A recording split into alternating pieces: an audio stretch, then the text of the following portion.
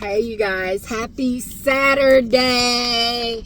So I am very, very excited because my youngin gave me the go to be able to now have a open, engaged conversation. She's chewing right now. She is eating some hot Cheetos at 10 a.m. So she can't talk right now. But she gotta finish that up and drink this slushy. So she'll be able to talk. But this is my youngest, the one that keep me on my toes, the one that has made me find out about parenting skills that I didn't even know that I had and had to utilize. So this is my wildflower, Demi. Say what's up, Demi. Hey, y'all. So I'm gonna allow Demi to tell you guys a little bit about herself. I am that parent that literally it matters to me how my children feel. It matters to me if they literally want to be a part of certain conversations and topic. And so this one really kind of hit home because it literally is a open conversation to where my daughter is able to express how she feels, and of course myself express how I feel. So earlier we were talking about what this morning at the house. I don't remember. Okay. I'm so tired. But you ain't tired of eating them Cheetos. Okay, so I need you to stop eating them, Demi, so you can prepare to talk. So, literally, we were talking about earlier, I asked Demi if she felt that she had deep down rooted in her any resentment or any ill feelings towards me, because Demi, she battles with anger aggression. And this has been a journey that we have been on for what? A couple years now. About 3 years. And we figuring it out. And so what happens is, at times when Demi goes through her when Demi goes through her impulsive anger aggression moments, oftentimes she destroys my things. And I was asking her this morning because, as not only a mother, but just as a human being, I am literally trying to process and understand, why do you destroy my things? And so she really, said that she did not have any underlying or rooted issues because she has learned to what? Forgive. So can we kind of just unwrap, when you get to these states of, being angered or being angry, how you feel, and just unwrap it.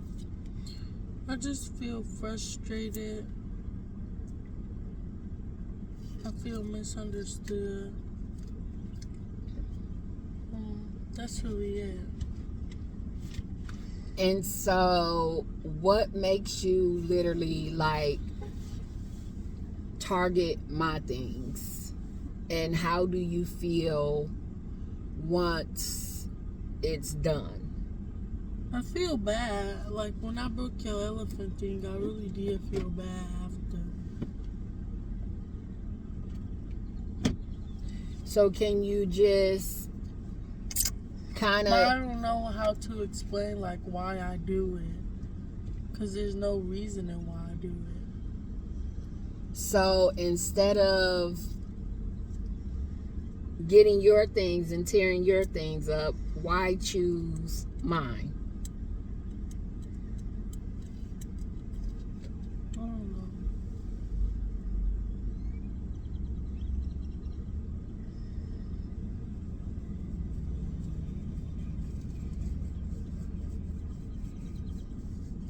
I don't know.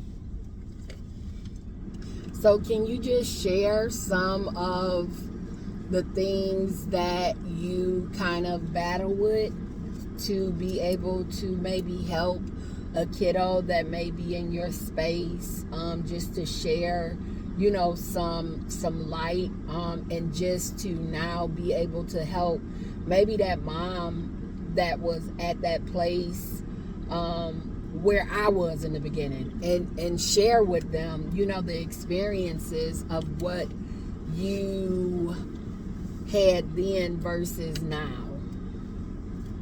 What do you mean? Like what I had in versus now? Meaning The feelings? the meaning.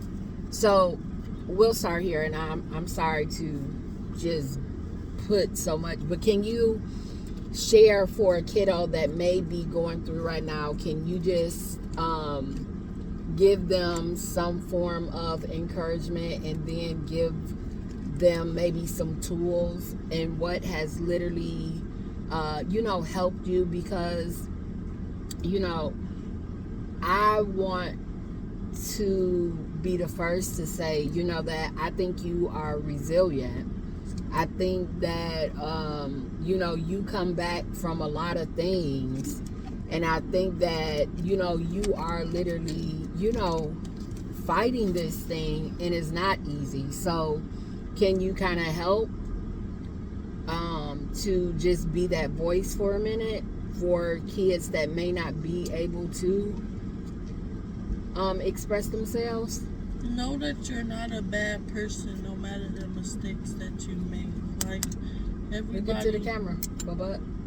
everybody make mistakes, even if it was on purpose. Like everybody has that time where they do something they regret. Everybody has something that they regret. So don't just live your life feeling guilty, and know that you can forgive your people and forgive yourself no matter what. So what has been some things that you felt that you have battled with, and that you feel that you have now seen some form of change?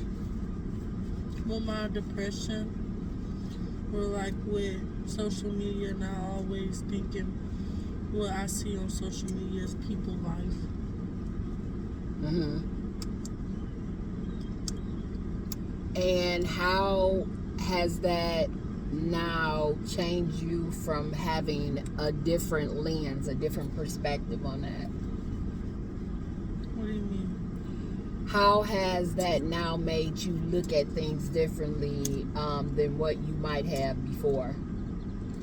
Because I don't put everybody to such a high expectation. Mm-hmm. And I know who I am and what I bring to the table. I am the table. That's a bar. So what are some things that you may want people to know about mental health from your age? And even though people, like, we struggle as teens, and we might show everything is good on the outside, check up on us more, because we go through a lot each and every day. Now, when you say check up on us more, meaning who? Family, friends. Like, don't just assume just because what you're seeing on the outside is what is happening on the inside, because it's not always that. So, are you open to share about the experience that you had when you were Cutting? when you were doing, yeah. And how you stated that sometimes I would come off being rude, like a little harsh, rude. I mean, whatever you felt that I was. Dang, dude, this thing is tight. What? It's weird, man. I'm sorry, y'all, but I'm going through it right now. Man. I'm tired. Okay, so we'll wrap it up. But I just randomly got tired. it's okay. Can you just share just a little bit though about, you know, how you felt at the time when you were doing self-mutilation? I felt very down. I felt alone. Look into the camera, In a lot of the things that I was going through. But I had to learn, like, not everybody knows how to deal with situations like this. Even when they might seem like they're coming off harsh, like it's a new thing for everybody. It's a new day. So you have to understand, not everybody knows how to deal with your actions. Like, you might not know when you see somebody crying how to comfort them.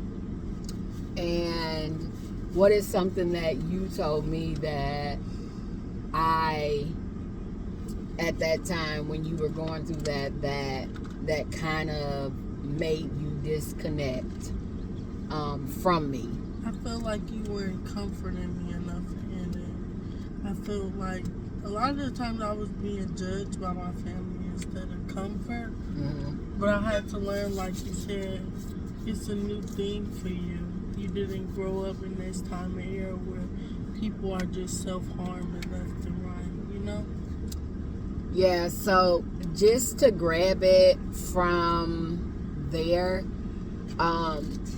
Demi and I, we talk often. I think that it's important as a parent to find your child voice throughout all of the things that they may be experiencing. And one of the things, I'm a black and white person. Like, I'm a person that the truth is the truth. And we know that the truth can hurt, but we also know it's not what you say, is what. How you say? And Demi verbalized that I was saying it what? What's that? Oh, you're eating. So tell me, keep your hand over it and I'll say it. Harsh. That I was being harsh. I was being harsh when I was literally communicating with her about self-harming. Even though she agreed that it was truth, but it was the way that it was being delivered. So a lot of times we have to learn the style of our child and being able to connect with them in a way that they can feel comfortable, that they can be able to have a voice. And although you may not understand it, and like I explained to Demi, that was not in my world. And when I say my world, meaning when I grew up, the things that I was exposed to, I really did not experience anyone that did self-harm, really didn't hear about self-harming and so forth like that. So when I experienced it in my own home, and I now had to process that and take that in, I think a lot of times I came to more as just giving my opinion off to you instead of literally asking her, where is this coming from? And that's why I think that it's important that you take that time to talk to your child, that you take that time to understand them, that you take that time to listen and respect the space that your child has and where they're coming from. And so the journey, it's been a journey. You know, I think that we have both grew in spaces that were once, I mean, hard, very hard. And I'm grateful to be able to be an advocate, to be a mother, and just to be in this space right now, because it hasn't always looked like this, and it hasn't always been that. And so I'm going to leave you guys with one thing that I am truly grateful for. And the very thing, and this is to Demi, that I am grateful for, Demi, for you, is that no matter what, you don't give up. And I'm grateful for that. Thank you. You're welcome. And what I'm grateful for is no matter what happens, you always forgive and show love. Well, thank you. So we are literally signing out. We have a full day today. I finally got Demi on here. She out of school, so she got the nails, she got the lashes, and baby, she got. Gonna have a new wig. Yeah. Ooh, I forgot to order the wig. Now we gonna have to check the funds to see if it's there. All right, y'all. Sending y'all love, light, and endurance. And as always, remember to trust the process. More so, trust your process. Love and light.